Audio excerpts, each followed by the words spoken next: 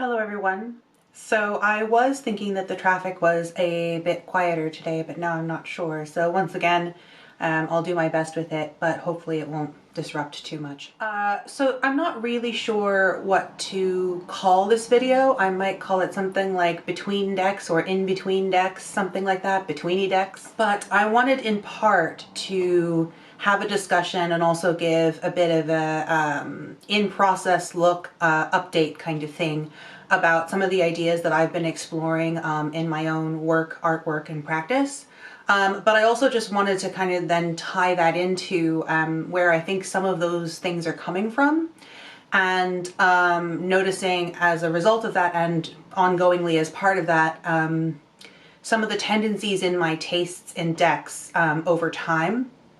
And I just kind of want to work through that a bit in a chatty video for my channel, I guess. And so yeah, like the entire vibe, I guess, of this video is to just demonstrate or show some of my own process and talk a little bit about art, and more specifically the art that we like to explore in cartomancy, and then how that relates to systems and things like that. Just to reiterate, my kind of understanding of in-between decks are decks that blend systems, or that might be totally their own separate thing that are system independent entirely, and also pip decks. I guess I'll start with the sort of art update and all that kind of thing, you know, practice and work update. So I've been really interested lately in the art historical motifs around medieval drolleries, Marginalia, and other such sort of like literally creatures in the margins, people in the margins, hybridized mythological beings in the margins, and how, what are some of the questions that those ideas inspire in me about my own life in the modern day, for example, or about the lives around us. So I think it's been fairly clear with my deck taste. I do tend to prefer art historical decks, obviously, but I also tend to prefer art historical decks that show, you know, again, sort of like little nightmare hybridized creatures, little demonic things. You know, I like a lot of Bosch, I like a lot of Bruegel, I like hellscapes, I like art historical manuscripts. And one of the things that I've been having a really interesting time experimenting with in regards to that is figuring out how to, as I said, relate that to my modern life, but also to relate that to my modern life in place. For some reason, saying modern life a lot is making me think Rocco's Modern Life. But anyway, that's showing my age. So relating these sort of admittedly very fantastical, abstract, very air-y ideas back to not just my life in the current day, but also my life specifically here, located where I am, in the details surrounding me, the buildings surrounding me, what my apartment looks like, what the land looks like, what this place sounds like, what the air quality is, keeping myself grounded. I tend to be quite an air-y individual to begin with. I think that's clear. So anything that kind of helps me relate things back to my own lived reality is pretty important, but also that does so with a sense of growing, purposefully growing my empathy, and my respect for others is also pretty important to me. So I'll show some examples of my own work that I've been exploring. So as part of all of this, and part of the reason I'm kind of talking about it in this way is, in case you missed the post that I did here on the community tab on YouTube, I have finally gotten my website up and running. And you'll see on the main page that there will, in the coming weeks, be a functional link to an actual live Etsy shop as well. And the aim for the time being with that is to sell prints, bottles of homemade, for now, iron gall ink made according to medieval recipes, and also little witch dolls or puppets and things like that. Usually they'll be kind of one-off. Those will be sort of like one of a kind each one. But that's the current plan, and I'm currently working on that and so on. One of the things I've also been working on that I'm actually going to dedicate a whole video to kind of discuss the process behind it, and why I've approached it the way I've approached it and so on is I've made an Oracle deck, and I'm going to show it here. This box was a prototype box that I'm not happy with, and also it's quite expensive. So I'm actually most likely, if I offer this, going to be offering it in the shrink wrap version with, I'm still waiting for the prototype to come of a little just mini 8-page book introduction thing that I have drafted for it. So once I'm happy with all of that, I may put this up for sale. But the point is, I've made an Oracle deck that I've called the Dreams of Pantagruel, or the Dreams of Pantagruel, depending on your pronunciation.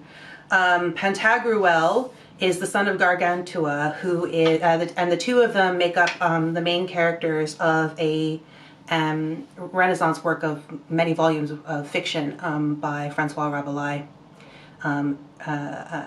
a French Renaissance humanist among many other strange and wandering things.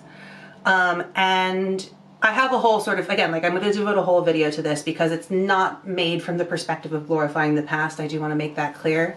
But there were specific things I wanted to explore and specific reasons that it as an Oracle deck would not have a guidebook, for example.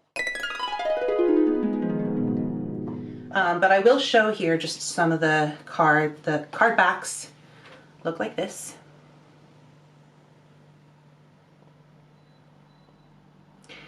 And show those in a second. The card fronts, this is currently out of order, but the card fronts are all images from a manuscript from 1565 that claims to have been made by Francois Rabelais. It is academically and historically generally understood that the publisher is lying about that. There has been, there's a general consensus about who the actual creator of these images may have been. And the entire point is more that this is a book from 1565, which is after the death of Rabelais, that claims to portray characters from the dream world of the giant Pantagruel. So we have a fictional Renaissance giant. We have him asleep and dreaming. And if you were to walk into his dreams, this one Renaissance printer and illustrator imagined that this is what you would see.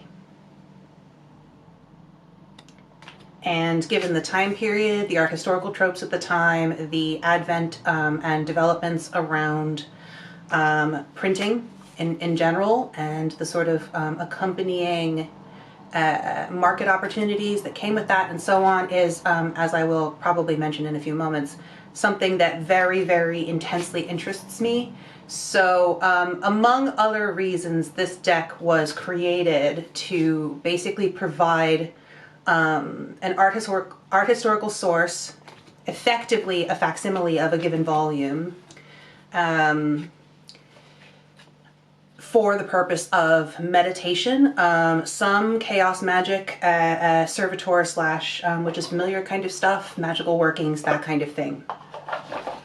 Again, I will explain all of that much better in its own kind of dedicated video. So for now, I'll just briefly also show there are 3 added cards. So there's 120 images, 120 cards basically, and then 3 added cards which show the different publication pages. So the added thing being is we have this 1565 publication claiming that Rabelais was the author of the book, claiming untruthfully. And then we have a 19th century volume that reproduces those images, and that's actually the text from which these images come. So here we have the title page and printer's imprint information from the Renaissance copy. We have the title page and printer's imprint information from the 19th century copy. And then, just because I couldn't resist the joke, we have the title page and printer's imprint information from the deck that I made right now. And I'll just read briefly. This says, "The Dreams of Pantagruel, oracle cards for the use of diverse seekers, though curious in nature, perhaps drolatic in temperament, in the arts of dreamers, contemplatives, diviners, poets, and such sundry applications as required by sovereign discernment or magical practice."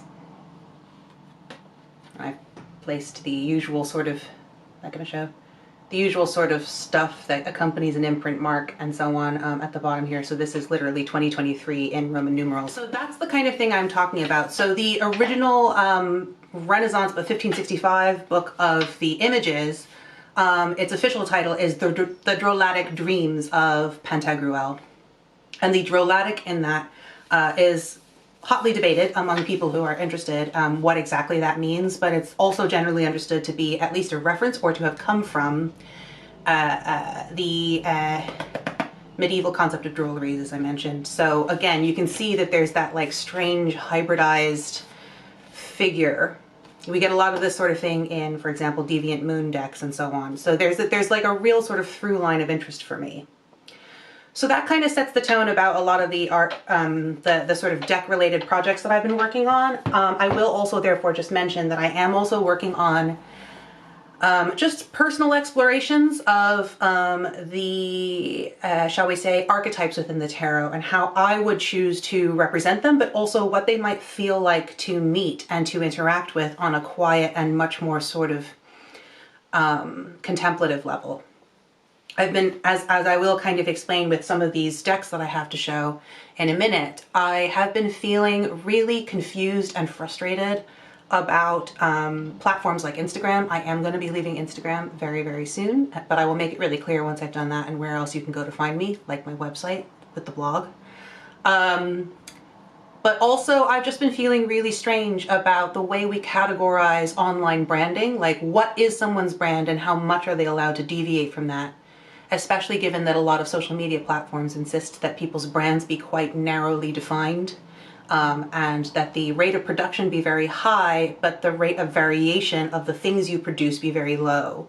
I understand obviously that's not like legally required, but it does seem to be that there's a lot of social pressure, just even generally in terms of the type of content that seems to do well algorithmically, that I find really strange. And even when the art is beautiful and so on, I find that, you know, people who do well in that, do well in a medium that imposes those kinds of restrictions, for example. But not everyone wants to use that medium. It would be like saying you can be an artist only if you paint in acrylics and nothing else, and only if you do it in like a little A4 format or something. So I've been finding the ways we categorize things, the ways we press people to identify themselves and why we think that matters, especially as related to things like branding and online existence, really weird. And I think that also has a lot, that brings a lot to bear on ideas around personal identity, cultural identity, gender identity, sexual identity, ethnic identity, and then also intersectionality, because again, if these are ideas around how we categorize ourselves and others, to what degree are we culturally practicing our awareness that any given category never applies all the time, or exclusive, like only exclusively applies while nothing else applies whatsoever. And I'm just really grappling with all of that kind of stuff. I'm not even sure if I'm making myself clear, but I just really, really find that there's a lack of, I suppose the thing that I think is interesting is when people say that they work really hard to respect someone, to understand them, so that they can respect them, or they go, oh, so-and-so said that, and I really respect that because that made it clear to me, and now I'm really clear on that, and I respect them now. And other such iterations of that, I'm kind of like, how much reliance do we place on language, on facial expression, on what on how much we're able to understand of what we see, and why do we need to know? One thing that I think is really interesting is this idea of like, is it respect if you insist that you have to understand something first before you respect it? Again, I think I'm waffling at this point, but one of the things that I've been trying to explore is creating a space artistically where you can look at a person, a figure, an archetype, an image, and just allowing, I suppose, to use a reference, an I-thou kind of understanding to develop, but in a quiet sense, in a way that doesn't demand someone's name off them, someone's identity off them, that kind of thing, allowing for flexibility. So an image may declare something to you, but the idea being that hopefully creating art that would encourage questions around making sure that that's not being forced, I suppose, is something that I'm really interested in. So I've been making tarot archetypal images, for example. So I will show these in order of appearance. I only have some of them done so far. So this is Arcanum number 1. And there are scans of these all on my website, so they'll be, so you can kind of see them better.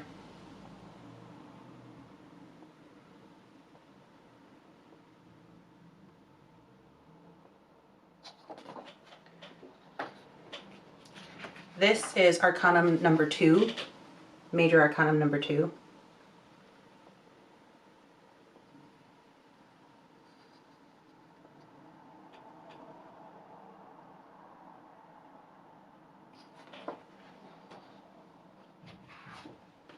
Number 3.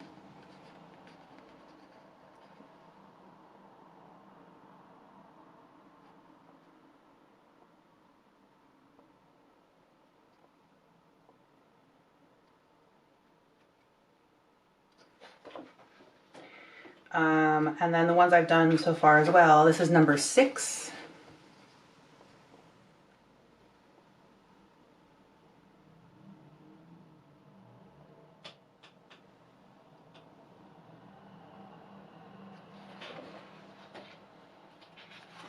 Number 7.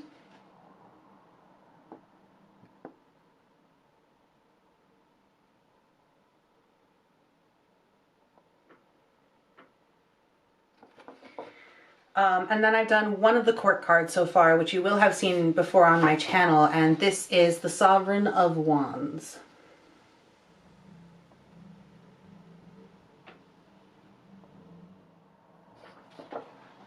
So you may have been able to pick up with that I am giving the major arcana their number identifiers.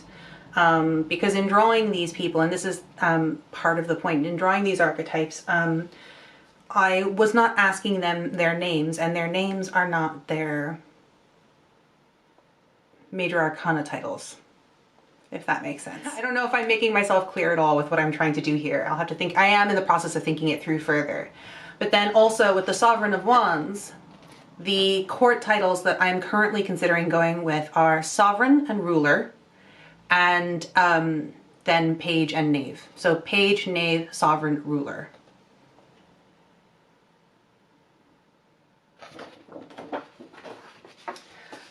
So that's, again, like that's something where I'm hoping to do that, that kind of style with certain variations for the entire major arcana and the courts.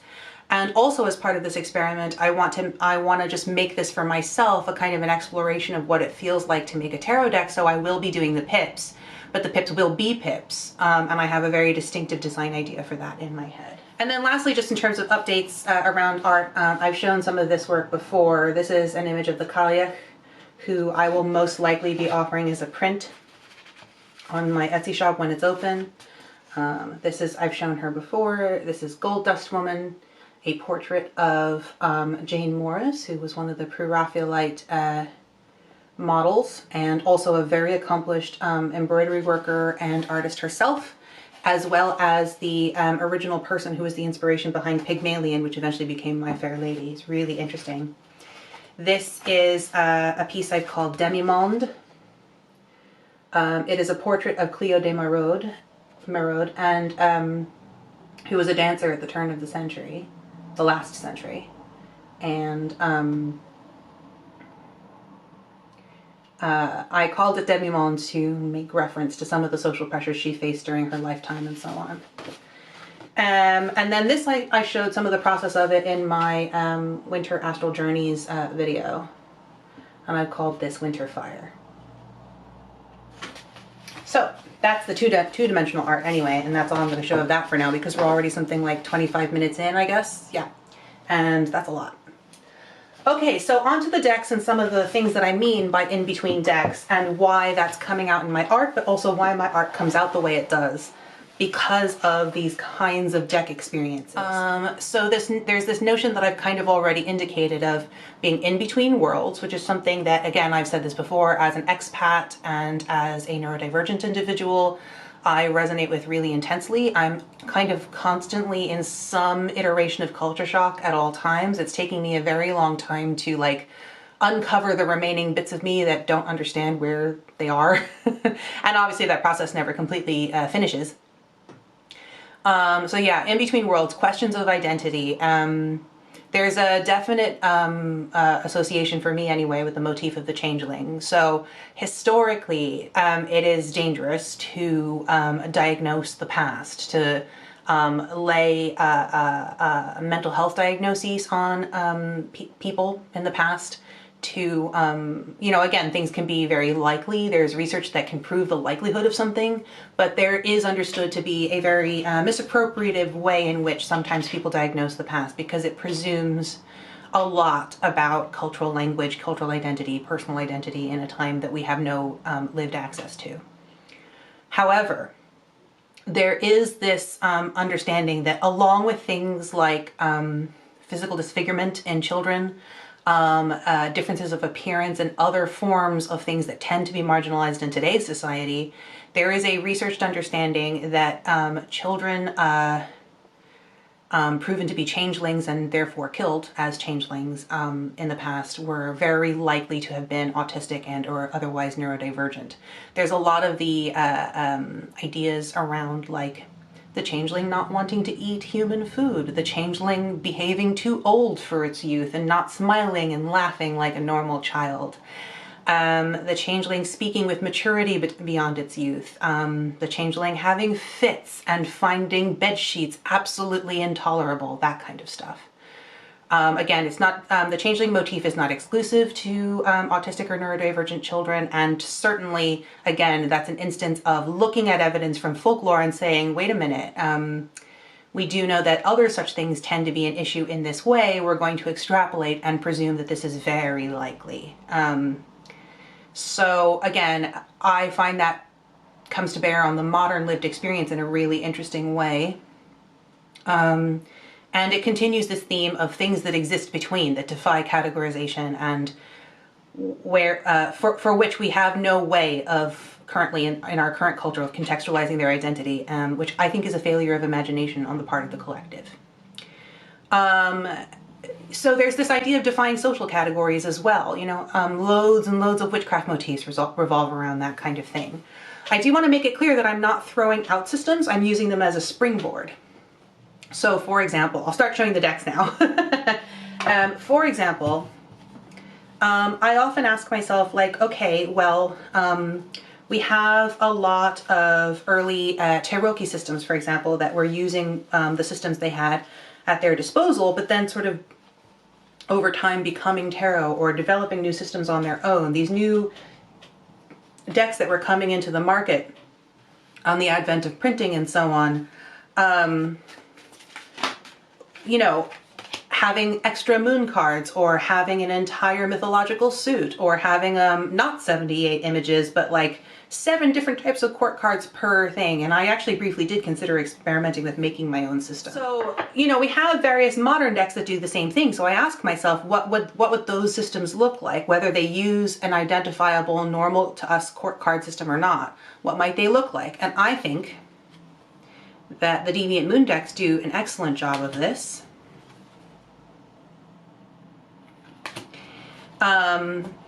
What would it feel like to use those kinds of systems that exist in the margins in between? If we ask what frustrates us about decks that don't match on to a system that we normally like to use or that is our preference and so on, we can ask ourselves about that. It does not automatically mean that to be frustrated is negative.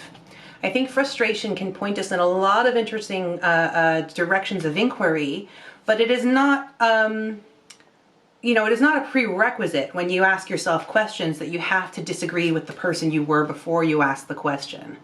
You know, a question can actually reaffirm things for you. So exploring systems that get a bit wonky is just sort of one of my favorite places to dwell, but not because one must necessarily dwell there permanently, and not because that means, not because that always means something about me or whatever, or about someone else. We're not placing this on pedestals. We're like, it's just a method of inquiry. What's another example? So obviously that was the Trionfi della Luna classical colorway by Deviant Moon.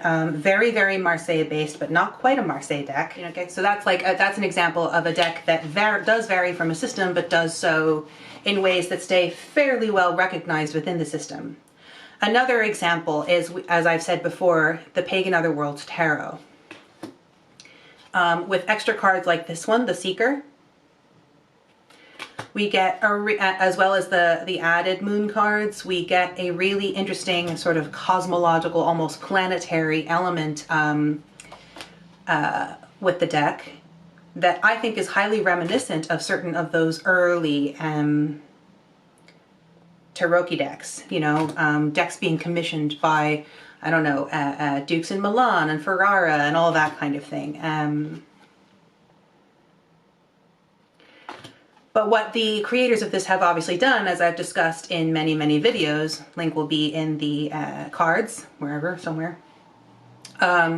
What I've discussed in many videos is that what I think the creators at Usi have done really successfully with this deck is give it a worldview of its own. It's incredibly cohesive for a deck that doesn't technically have one system over another that we already know about. It's not necessarily an RWS deck. It's certainly not a Marseille or a Thoth. It's a pip deck with certain RWS elements in it, but it really doesn't, I think most people would agree that it's not an RWS deck. It does its own thing, but it's incredibly consistent and cohesive within itself. And what I think is interesting, especially again, when people are frustrated in using it, that's understandable. But it's also like, maybe it's because it's a very particular deck and it needs to be approached with questions instead of, I don't mean like divinatory questions. I mean like taking time to get to know it in the same way that we ought for people we don't understand if we have the energy to take on more individuals into our social circle, for example. One is allowed to decide not to do that, but one is also, if they are going to do that, you know, you don't come at someone going, you're this and I'm never going to adjust, and then you'll frustrate me, for example. Let's see, where was I? So we have that kind of like early deck vibe as well. I have here, I'll just show one more of that, my modded medieval Scapini. I modded this very recently and I'm actually pretty happy with the result.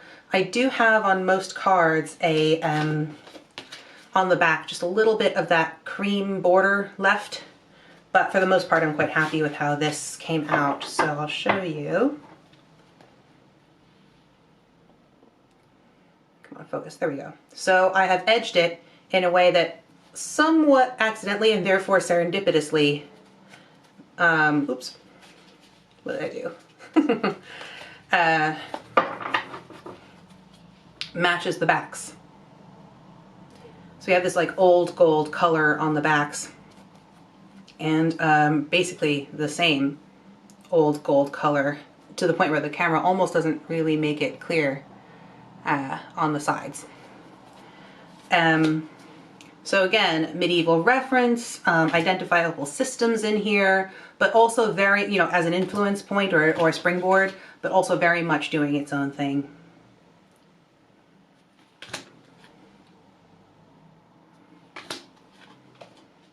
So one thing I want to mention, therefore, is as I've been exploring these questions, I asked myself where this impulse came from, independent of some of the just sort of more oddballness of my life. You know, I think that's fairly evident in some ways, but it's interesting to me that it feels very much, for example, with my tarot practice, as soon as I became aware of tarot and started learning it, I was on this road very, very quickly. My first ever deck was the Dreaming Way Tarot. And I still technically have it. It's in a closet. I don't use it anymore.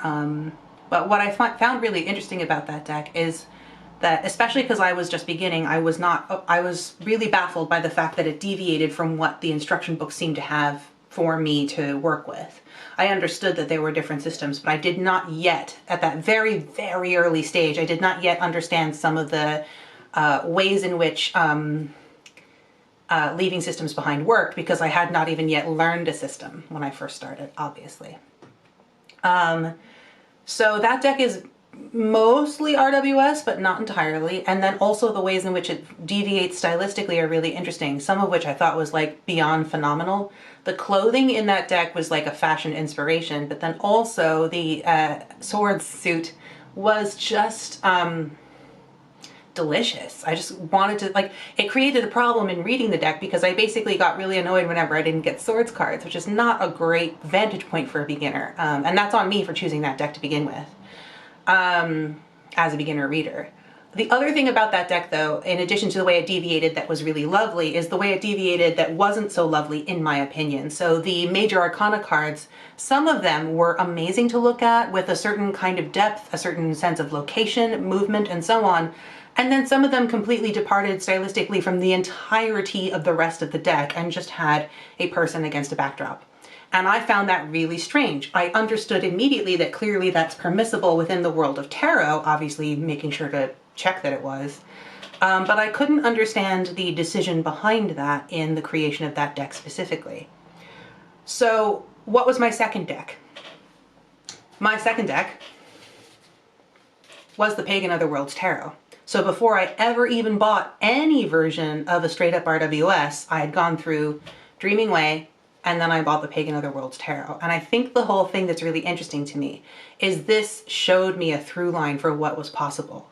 I couldn't quite read with it quite yet. Again, it was very early on for me in terms of learning to read tarot, but I could see that the basics were there. I could see that there was a very clear visual system happening, and I could also see a kind of a picturing, as it were, like somewhere in the distance in my future, this deck was going to make sense to me, and that this type of thing was where I was headed. So amongst all the things currently at that time laid out before me as possibilities as a future reader, I could see the one that was making the most sense already as of the purchase of this deck.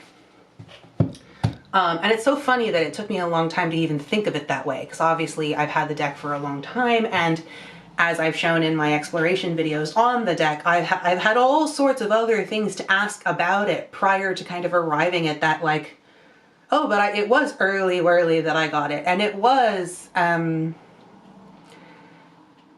very obviously where I was going. I don't know, like it never occurred to me to think of it that way.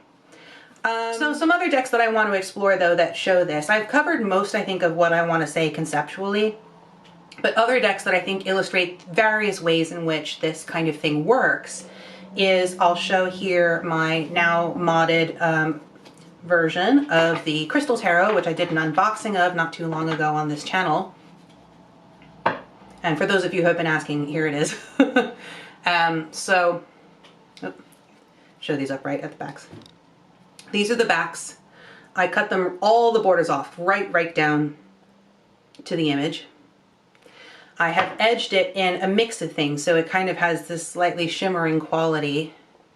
If I can show.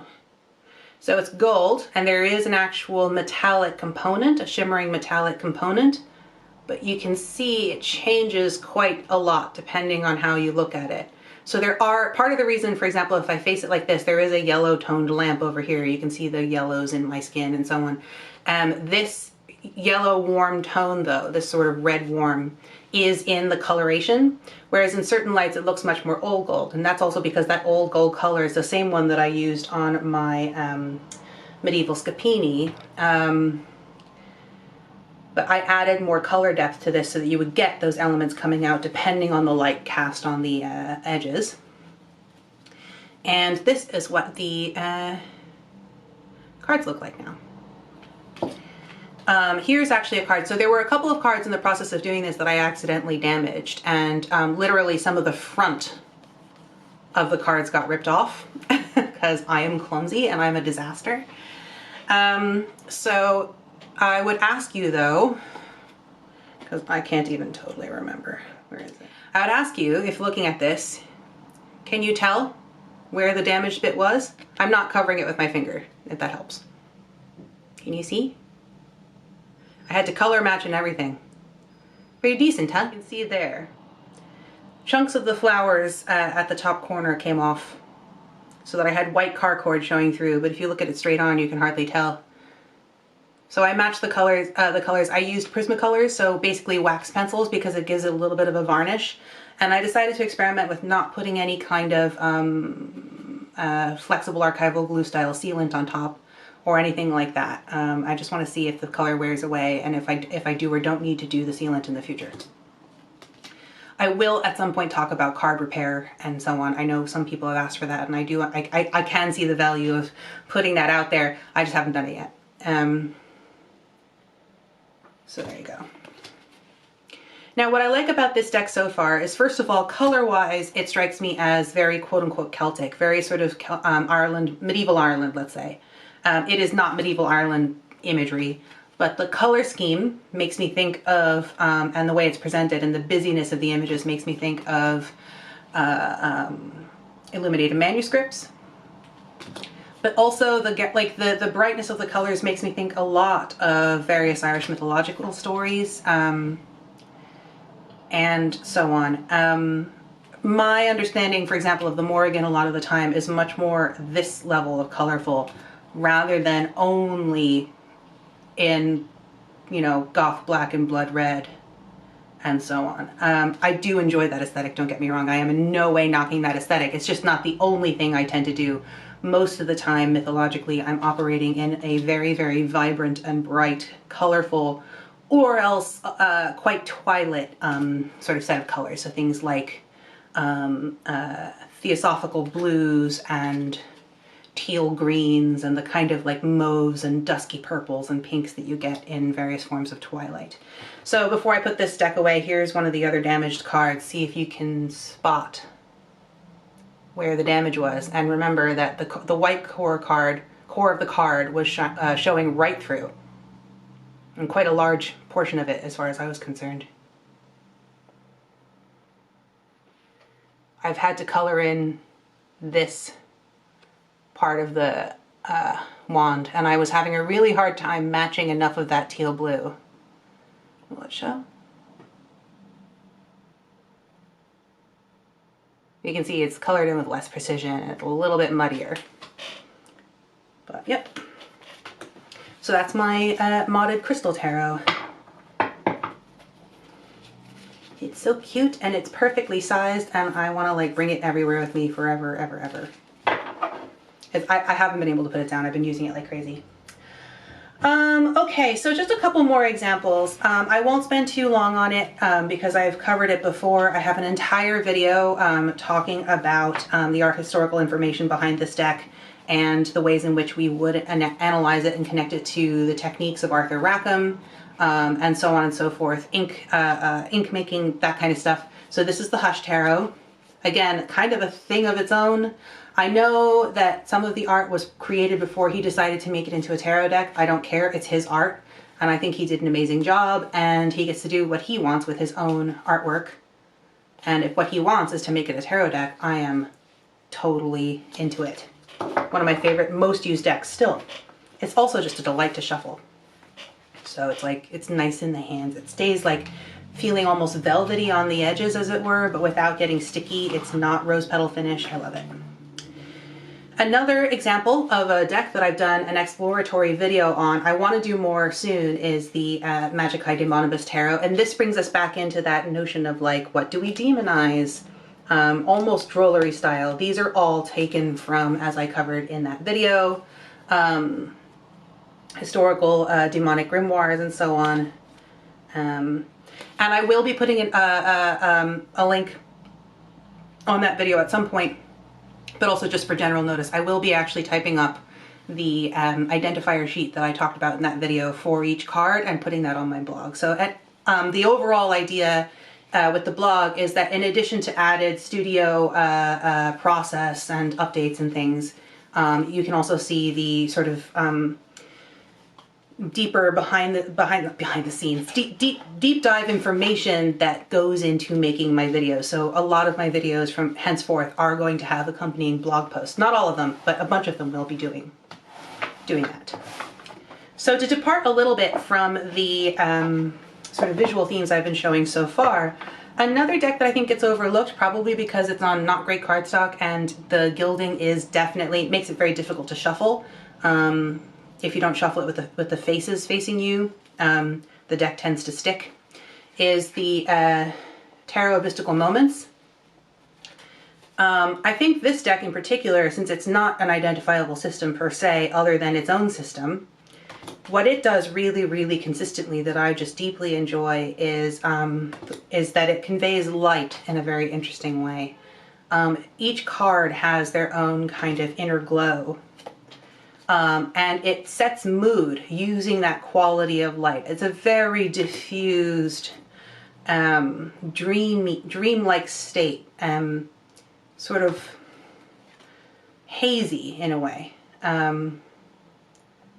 And I think like it just permeates everything about the image in a way that I think is really, really gorgeous, delightful, beautiful. Shows a lot of tenderness and vulnerability, which is a quality, again, that I like to explore in my own work. So that's the Tarot of Mystical Moments. I think does an amazing job of being a real sort of like a whole creature on its own. And every time I use it, I'm just kind of like, what are you? Do you feel like telling me? Maybe you don't, but can we get along for a while? 2 more decks and then I think I'll stop because I've been babbling for ages and I have no idea how long I've been recording. I had to stop at one point and I can't do math, so hooray. Another example, the Lonely Dreamer Tarot. Quiet deck for introverts to just look at the image and go, okay, this is not an identifiable system, but what is this? What is this beautiful in-between worlds landscape in which these figures roam as these almost like impressions of a person on the horizon? Follow them and ask them questions. Ask them how they're doing. What brought them here? Are they a lonely traveler? Do they have friends? Or are you the lonely traveler and they're looking at you going, what? There are no, you know, again, there's art historical information behind a lot of these images, but there's also just this room to ask questions that don't have answers. You may not receive an answer in a lot of the sorts of system between tarot decks that I like to explore.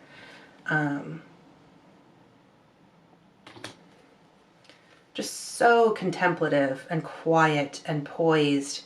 And in this case, not even a pip deck, which is often my preference,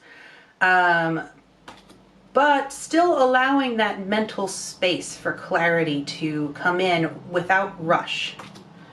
It removes the sort of frenetic feeling that one gets. I certainly get, it's not the worst in any case, in any capacity, and I do enjoy it quite a lot. But I do get a much more frenetic vibe off of something like the usual RWS or certain other system-based decks, simply because I am aware of all of that information. And there is often much more sort of concrete, this is what this is, and here's the movement, and here's the symbol, and so on. And while I value that very deeply and go to that for decks frequently, I also really enjoy these decks that are like, all right, we have that, but you have to take your time and you have to ask us what we are, and we may or may not tell you. It depends. Are we a blend of systems or aren't we? Are we our own thing? Are we only pips? What does that mean to you? What does that mean to me, the deck, etc., etc. It's like the deck interview process, except that it goes on forever. So last example is, make sure the Carnival at the End of the World Tarot. This deck is super interesting because when you get various cards lined up with each other is when I think the system really starts to speak, you know, in an open reading style, because you almost get like a parade, I don't know, like a carnival parade kind of feel. Obviously it is called Carnival at the End of the World, but the point being that often across cards you'll see poses and reproduced, or the color of someone's hat will suddenly jump out from another card in the lineup. And it almost seems like they're standing there talking to each other. Here, for example, I actually once got these 2 very cards in a reading where I was trying to understand a very, very specific topic, and which was the inner and which was the outer, and were they connected or not? Could they talk to each other? And I got this for the outer and this for the inner. And I found that there was an almost mirroring, that this was a more public persona or social persona, external persona version or avatar of the underlying. And part of the main reason I recognize that is color repetition, where we have warm and then two cool tones that are differing varieties of each other. One of them much more lightened and brightened with more yellow tones. But also, I found that the way this deck presents when you line cards up is you start to get this sense that they shift and become one another.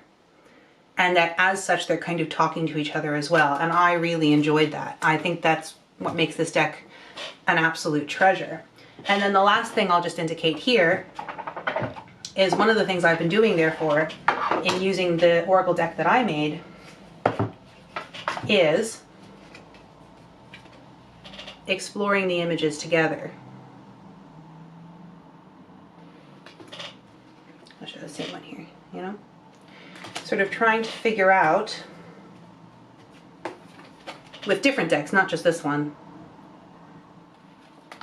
who are these little characters that I see in these images? What are they saying to me? How does that change? What do I think of them? What's their emotional landscape like? Why?